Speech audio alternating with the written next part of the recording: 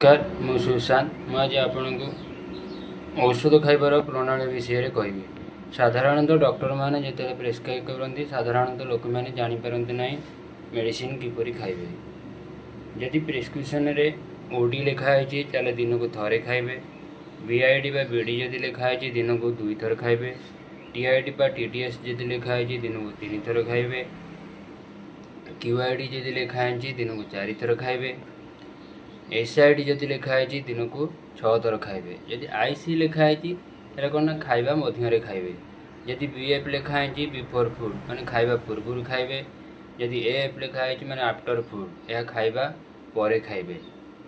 जदि एसओएस लिखाई ताले जेते बेले आवश्यक पड़ो सेते बेले खाइबे। आउ लिखाई कौन आफ्टर लंच मध्याह्न भोजन खाइबा परे बिफोर लंच से लिखाई थाए। मध्याह्न भोजन खाइबा पूर्व, आफ्टर डिनर रात्रिर खाद्य खाइबा परे, बिफोर डिनर रात्रि भोजन खाइबा पूर्व, बेड टाइम शोइबा समय एभली भाव में सब मेडिसिन लिखा होता है।